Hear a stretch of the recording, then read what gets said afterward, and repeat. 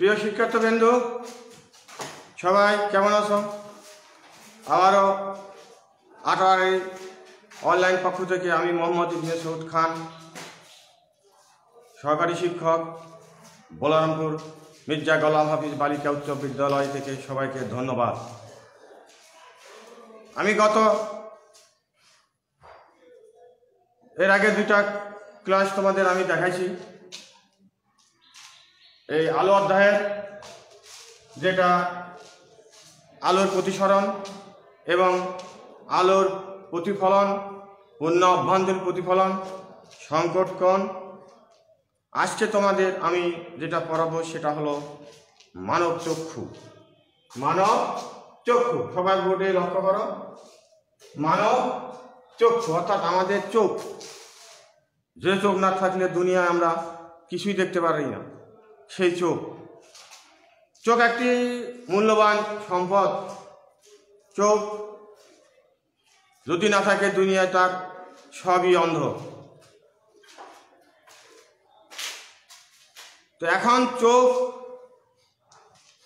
আমার মনে হয় আমার শিক্ষকতা জীবনে আমাদের বডিতে অনেকগুলো অঙ্গ কিন্তু প্রতিস্থাপন হয়। যেমন মনে করো হাড়ের বাল প্রতিস্থাপন, কিডনি প্রতিস্থাপন, মানে নতুন করে সংযোজন করা যায়। তো আমার শিক্ষকতা জীবনে আমি শুনি নাই যে কোনো মানুষের চোখ নষ্ট হয়ে গেছে, চোখ ফেলে দিয়ে নতুন চোখ সংযোজন করা, এরকম আমি দেখি নাই।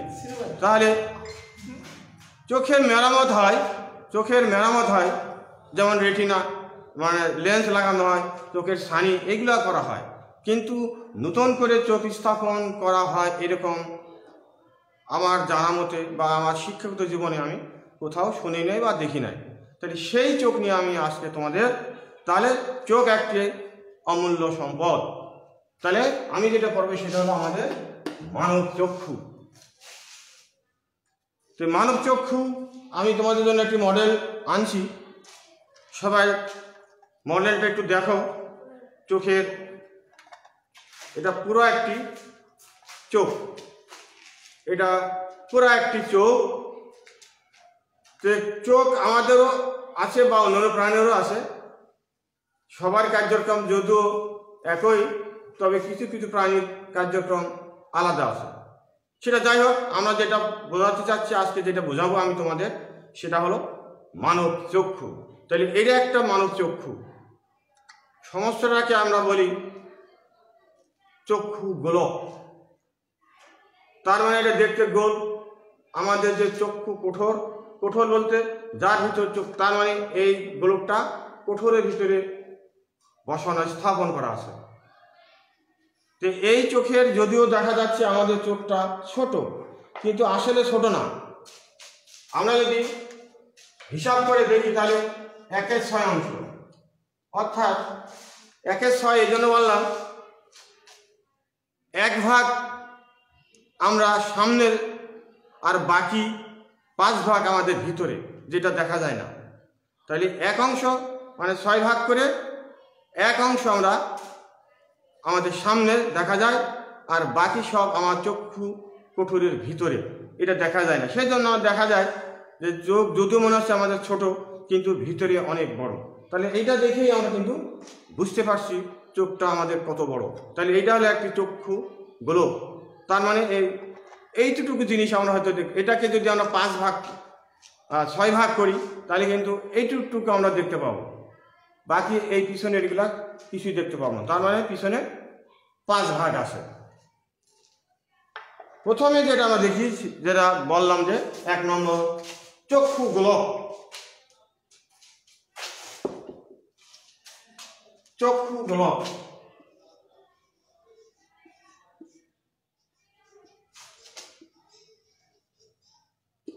চক্ষু গোলক। তাহলে আমি তোমাদেরকে চক্ষু গোলকটা দেখালাম। তাই এটা হলো চক্ষু গোলক। এটা মুভমেন্ট করা যাচ্ছে, এখানে ঘোরাইতে পারছি। চক্ষু গোলক দেখো, অনেক বড়, কিন্তু যদিও বড়, কিন্তু এত বড় তো আমরা দেখতে পাই না। এর 1 অংশ দেখতে পাই সামনে, আর বাকি সব কোঠরের ভিতরে অবস্থিত। এরপরে যেটা আছে সেটা যদিও তোমাদের বইতে ওই রকম নাই, আমি লিখে দিচ্ছি, সবাই লিখে নাও। এর নাম হলো কনজাক্টিভা।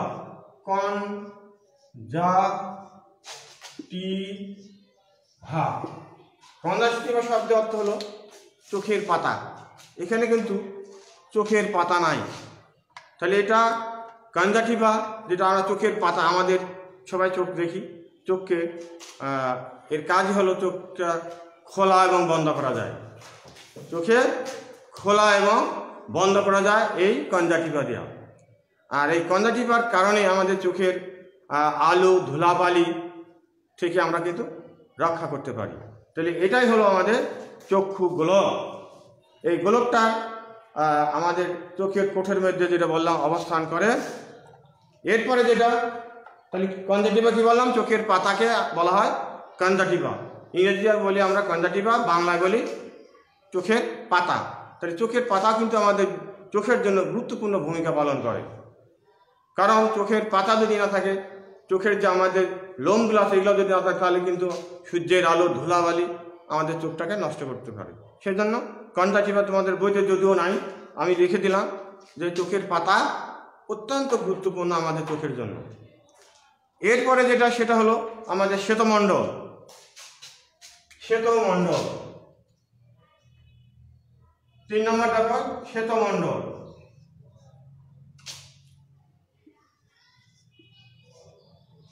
শ্বেত মানে সাদা। তাহলে দেখো চোখের ভিতরে দেখো সাদা অংশ কিছু দেখা যাচ্ছে। তাহলে এটা যদি আমাদের চোখ হয়, তাহলে এটা তো গোলক। এটা যদি পুরো চোখটা হয়, তাহলে দেখবা এর ভিতরে সাদা অংশ কিছু দেখা যাচ্ছে। তাহলে এই সাদা অংশটাই কিন্তু আমাদের শ্বেতমণ্ডল। এই শ্বেতমণ্ডল তোমার শক্ত ঘন আঁশযুক্ত। এই শ্বেতমণ্ডলটা শক্ত, কিন্তু আমরা সবাই অন্যান্য প্রাণীর যেমন ছাগল গরু চোখটা যদি টিপে দেখি, তাহলে কিন্তু দেখা যাবে সাদা অংশটা কিন্তু খুবই শক্ত, এগুলো আঁশযুক্ত। তাহলে এটা হলো আমাদের শ্বেতমণ্ডল গেল। এরপরে যেটা, সেটা হলো আমাদের কর্নিয়া। তাহলে শ্বেতমণ্ডলের পরের অংশটাই হলো আমাদের কর্নিয়া। তাহলে আমরা দেখি কর্নিয়া কেমন। 4 নম্বরে আমরা কর্নিয়া। কর্নিয়া আসলে শ্বেতমণ্ডলের সামনে। তাহলে এটা যদি শ্বেতমণ্ডল হয়, তার মানে তার সামনে অংশটা হলো আমাদের কর্নিয়া। সামনে অংশটাই হলো আমাদের কর্নিয়া। এই শ্বেতমণ্ডলের যে স্বচ্ছ কিছু বা অন্যান্য অপেক্ষাকৃত কিছু বিশ্বরে যে উতল যে আমাদের ইগুলো আছে, তোমার পদার্থগুলা, যেমন বলা আছে স্বচ্ছ, অন্যান্য অংশে অপেক্ষায় বাইরের দিকটা এটা অধিকতর উতল। তার মানে শ্বেতরক্ত কণিকা তোমার শ্বেত যে কর্নিয়া যেটা, এটা একটু উতল, অর্থাৎ শ্বেতমণ্ডল থেকে এটা একটু উতল। তাহলে তোমরা দেখো চোখটা, তাহলে সামনের এটা যদি শ্বেতমণ্ডল হয়, তাহলে তার সামনের অংশটা হলো তোমার কর্নিয়া। এরপরে যেটা কর্নিয়ার পরে যে অংশটা আছে, সেটাকে আমরা বললাম ক্লোরাইড বা কৃষ্ণমণ্ডল। যে কোনো একটা লিখলে হবে কৃষ্ণমণ্ডল। 5 নম্বর আমাদের কৃষ্ণমণ্ডল। তাহলে দেখো কৃষ্ণমণ্ডল, কৃষ্ণ শব্দ অর্থ কালো। তাহলে চোখটা সবাই আমরা দেখো, চোখের কিন্তু কালো অংশ দেখা যাচ্ছে। কৃষ্ণ শব্দের অর্থ কালো, অর্থাৎ এটা কালো রঙের একটি ঝিল্লি দ্বারা এই কৃষ্ণমণ্ডল অবস্থিত। এটা শ্বেতমণ্ডলের ভিতরের গাত্রে কিন্তু এটা আচ্ছাদন করে রাখে। এই কৃষ্ণমণ্ডলের ভিতরে এই কৃষ্ণমণ্ডলটা শ্বেতমণ্ডলকে ঘিরে আচ্ছাদন করে রাখে। এটা কিন্তু তোমার এই কৃষ্ণমণ্ডল। কালো রঙের জন্য চোখের ভিতরে যে আমাদের প্রবিষ্ট আলোকের প্রতিফলন হয় না। এই কালো রঙের কারণে প্রতিফলন হয় না। কিন্তু আমরা জানি কোনো সাদা বস্তুর উপর যদি আমরা ফোকাস দিই বা লাইট দিই, তাহলে দেখা যায় প্রতিফলন হয়। এখানে কৃষ্ণমণ্ডলের কারণে থাকার কারণে আমাদের চোখে এরকম তোমার প্রতিফলন ঘটে না। তাহলে এটা হলো আমাদের কৃষ্ণমণ্ডলের অংশ। এরপরে দেখো আর একটি অংশ আছে যেটাকে আমরা বলি আইরিশ। আইরিশ দেখো কেমন, তাই 6 নম্বরে আমাদের আইরিশ।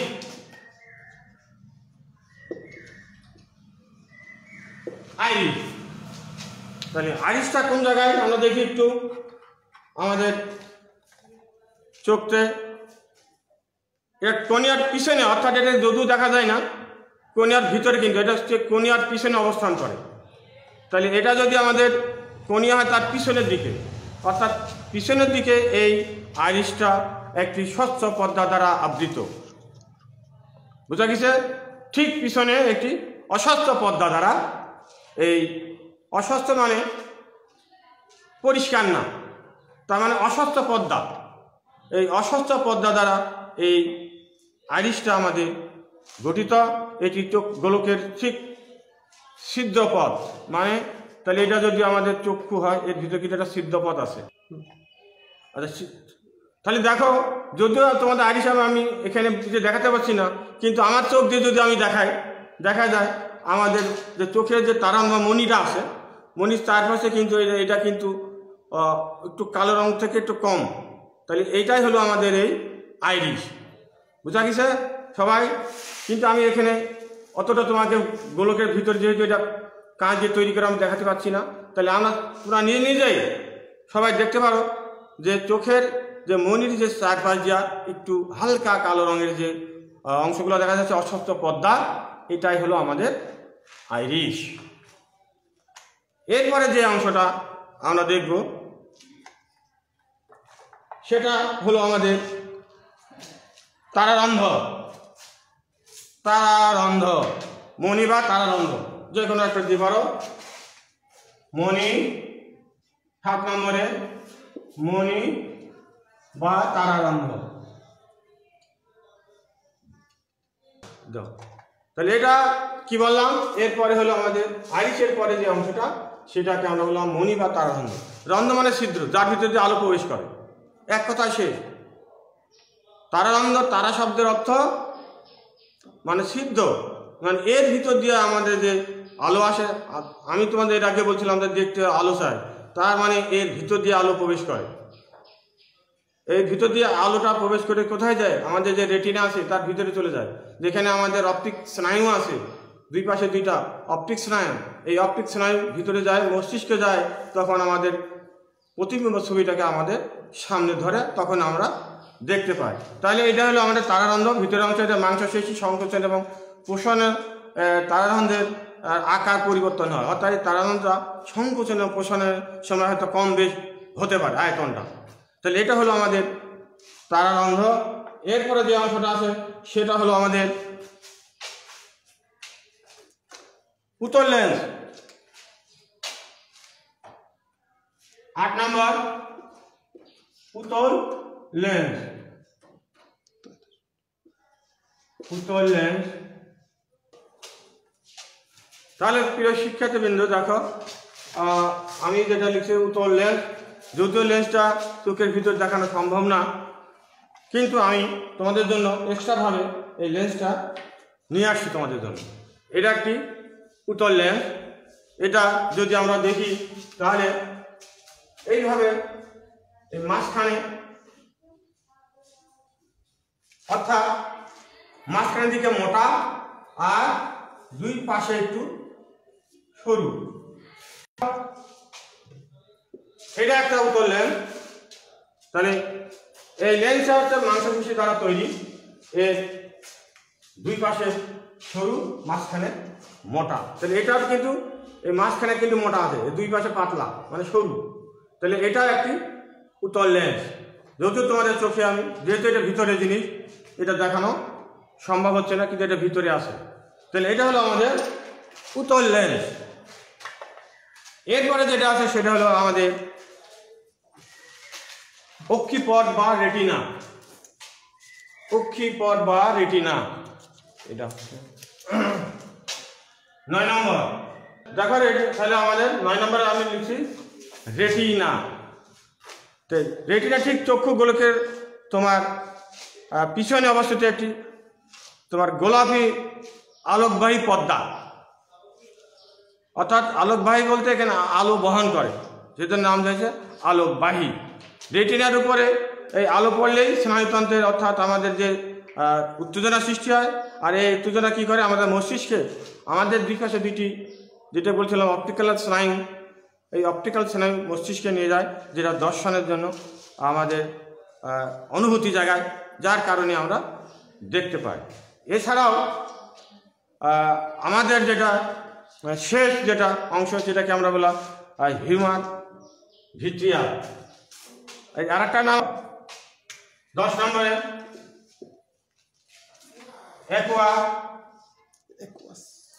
অ্যাকুয়া হিউম্যান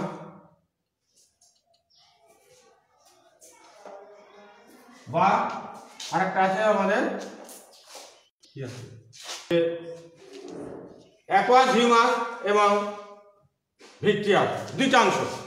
তাহলে যেটা হচ্ছে তোমার জেলির মতন, অর্থাৎ চোখের ভিতরে যে আমাদের ভিতরে যেটাকে আমরা বলছি অর্থাৎ স্বচ্ছ জেলির মতো এটা থাকে, এটা হলো তোমার জলীয় দ্রবণ, যেটা এক কথায় জলীয় দ্রবণটা হলো আমাদের অ্যাকুয়া হিউমাস, আর যেটা ভিট্রিয়াল সেটা হচ্ছে তোমার গাঢ় বর্ণের অর্থাৎ জেলির মতো। জেলি শব্দের অর্থ যেটা আমরা ওই যে থকথকে জিনিস, তার মানে জেলির মতন জিনিসটা, সেটাকে আমরা বললাম ভিট্রিয়াস। তাহলে আমাদের এই অ্যাকুয়াস হিউমার, যেটাকে আমরা বললাম লেন্সে ও কোনিয়ার মধ্যবর্তী স্থানে একটি স্বচ্ছ জেলির মতো তোমার স্বচ্ছ জলীয় পদার্থ, সেটাকে আমরা বললাম তোমার অ্যাকুয়াস হিউমার। আর যেটা হলো তোমার ভিট্রিয়াল, সেটাকে আমরা বললাম অর্থাৎ লেন্সে ও রেটিনার মধ্যবর্তী অংশে যে এক প্রকার জেলির মতো বস্তু দেখা যায়, থকথকে বস্তু দেখা যায়, তাদেরকে আমি বললাম যে ভিট্রিয়াল হিউমার। তাহলে আমরা এক কথা আসলে বলতে পারি, যখন আমাদের চোখে কান্না আসে তখন কিন্তু চোখ দিয়ে পানি বের হয়, জলীয় পদার্থ বের হয়, যেটা লবণাক্ত।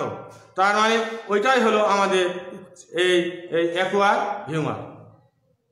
সবাই বুঝতে পারছো শিক্ষার্থীবৃন্দ? হয়তো তোমাদের যারা তোমরা বাবা মা হয়তো দু একজন চট থাপড় মারে, কান্নাকাটি করো, আমার মনে হয় চোখ দিয়ে পানি পড়ে সবারই। তার মানে ওই পানিটাই হলো অ্যাকুয়া হিউমার। সবাই বুঝতে পারলাম? আর ভিট্রিয়াল আসলে এটা যেটা বললাম, ভিট্রিয়ালটা কিন্তু তোমার ভিতরে এটা একটু ওর থেকে গাঢ়, থকথকে গাঢ়, যেটা জেলির মতো। জেলি অর্থাৎ বাজারে যে আমরা খাই পাউরুটি দিয়া, ঠিক ওই রকম জেলি থকথকে বস্তুর মতো। তাহলে এক কথায় আমরা বলতে যেটা বললাম যে কান্না করলে, সেটা হলো আমাদের অ্যাকুয়া হিউমার। আর যেটা বললাম জেলির মতো, আসলে কারোর বাড়িতে যদি যখন ছাগল, গরু বা মুরগি চোখ যে আসে, তোমরা টিপ দিয়া বা মাছের বড় বড় মাছের চোখগুলো যদি টিপ দেওয়া, তাহলে দেখবে ভিতরে কিছু জেলির মতো পিসিল পদার্থ বের হয়। এক কথায় তাহলে ওইটাকে আমরা বলতে পারি ভিট্রিয়াস। এছাড়াও আরও কিছু অংশ আছে, যেমন বলা হয় যে রড কোষ, কনকোষ, যেটা চোখের দেখার জন্য আমাদের বিশেষ ভূমিকা পালন করে। এটা যদিও তোমাদের দেখা সম্ভব হচ্ছে না, তো রড কোষ এবং কোন কোষ যেখানে আমাদের ছবিটাকে করে, তোমার রেটিনা যখন নিয়ে আসে, তোমার মস্তিষ্ক থেকে যখন অপটিক্যাল স্নায়ু নিয়ে আসে, এই ছবিটা কিন্তু আমাদের দেখার জন্য এই রড কোষ, কোন কোষ বিশেষ ভূমিকা পালন করে। এখন আমরা যে চোখ নিয়ে আজকে যে আলোচনা করলাম, তাহলে আমি যদি তোমাদেরকে আর একটু, আমার মনে হয় এটাকে যদি একটু খুলে দেখাইতে পারি, তাহলে হয়তো তোমাদের একটু পরিষ্কার হতো। দেখি আমি এটা খোলা যায় কিনা।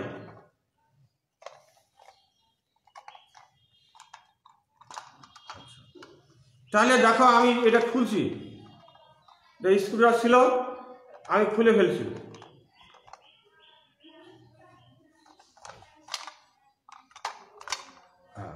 তাহলে এটা দেখো, এটা কিন্তু একটা চোখ, তাহলে এটা গোলক, তার মানে গোলকের মধ্যে দেখো এটা খুব সুন্দরভাবে বসানো আছে। তাহলে এটা যদি আমরা চোখ খুব গোলক হয়, তাহলে এটা যদি আমাদের দেখো, এটা যদি আমাদের শ্বেত রক্ত মণ্ডল হয়, শ্বেত মণ্ডল হয়, তাহলে এটা হলো আমাদের কনিয়া। তাহলে এটা যদি আমাদের কনিয়া হয়, তাহলে এখানে দেখো এই যে জিনিসটা হলো আমাদের কৃষ্ণমণ্ডল। দেখো কালো রঙের মনে হচ্ছে, কৃষ্ণমণ্ডল। দেখো আমি খুলে তোমাদেরকে দেখাচ্ছি, তাহলে এটা আদর্শ তোমাদের পরিষ্কার হয়ে যাবে। তাহলে এটা একটা কালো রঙের, তাহলে এটা হলো আমাদের কৃষ্ণমণ্ডল। এরপরে যেটা দেখছো সেটা আইরিশ। তাহলে এই যে দেখেন এই পাশে দেখছো এইগুলা, অর্থাৎ ছিদ্রমণ্ডলের পাশ দেওয়া, তাহলে এটা হলো আমাদের আইরিশ। তাহলে আমরা দেখলাম আইরিশ। এরপরে যেটা দেখো যে তারারন্ধ্র, তারা দেখা যাচ্ছে ছিদ্র একটা তারারন্ধ্র, এটা ছিদ্র দেখো, তাহলে এটা হলো আমার তারারন্ধ্র। তাহলে এটা তারারন্ধ্র সবাই আমরা দেখতে পেলাম। এরপরে দেখো আরেকটা জিনিস যেটাকে আমরা বললাম চোখের মণি, যেটা কালো রঙের, দেখো দেখো সেটা লেন্স, দেখো আমাদের যে উত্তর লেন্সটা দেখো যেটা এখানে স্থাপন করা আছে, তাহলে এইটা হলো আমাদের উত্তর লেন্সের। দেখো এটা খোলা যাচ্ছে, আমি খুলে নিছি। এখানে দেখো একটা লেন্স, আমি তোমাদের বলছি চিত্র আর্ট করছি লেন্সের একটা চিত্র। তাহলে এই সেই লেন্স যার ভিতর দিয়া তোমার আলো প্রবেশ করে, তাহলে এটা হলো একটি লেন্স। তাহলে আমরা লেন্সটা তোমাকে দেখালাম। এরপরে ধরো রেটিনা। আসলে এখানে যে আলোটা পড়লো, এই আলোটা যখন ভিতরে চলে যাবে, ভিতরে যে অংশটা, তাহলে ওইটাই হলো আমাদের রেটিনা। তাহলে এখানে আলোটা পড়লো, এর ভিতর দিয়ে যে আলোটা চোখের ভিতরে আমাদের ব্রেনে বা মস্তিষ্কে যাবে তোমার, তাহলে আলোটা গেল। এই যে একটা পিছনে একটা পর্দা দেখছো, তাহলে এই পর্দার উপর যায় কিন্তু ওই আলোটা রশ্মিটা যায় পড়বে। তাহলে এই যেখানে পর্দাটার উপর যেটা পড়বে সেটাই হলো আমাদের রেটিনা। তাহলে আমরা আজকে যেটা দেখলাম যে চোখের বিভিন্ন অংশ তোমাদের আমি খুলে বা চিহ্নিত করে সবগুলোর অংশই কিন্তু আমি তোমাদেরকে বুঝাইলাম। তো আমার মনে হয় তোমরা সবাই বুঝতে পারছো চোখ অমূল্য সম্পদ। চোখ নিয়ে কেউ অবহেলা করা যাবে না। যেহেতু চোখের, আমি তোমাদের অনেক আগে বলছিলাম, চোখের কোনো প্রতিস্থাপন করা হয়নি এখনো। যেহেতু চোখ নষ্ট হলে চোখ আর পাওয়া যাবে না, তাহলে চোখের যত্ন সবাই করবে। সময় মতো চোখে যদি কোনো ত্রুটি দেখা যায় সময় মতো ডাক্তার দেখাবে এবং চোখের চিকিৎসা নেবে। তাহা না হলে চোখ নষ্ট হলে কিন্তু চোখ আর পাওয়া যাবে না, তার মানে দুনিয়া অন্ধকার। বুঝা গেছে? ওই একটা গান আছে, চোখ যে মনে কথা বলে, চোখের ভাষা বুঝতে হলে চোখের মতো চোখ থাকা চায়। এখন যদি চোখের মতো চোখ না থাকে তাহলে কিন্তু দেখা যাবে না। তো সবাইকে ধন্যবাদ জানিয়ে আমার এই আটারি অনলাইন পক্ষ থেকে সবাইকে আবারও ধন্যবাদ জানিয়ে আমার ক্লাস এখানে সমাপ্ত করতেছি।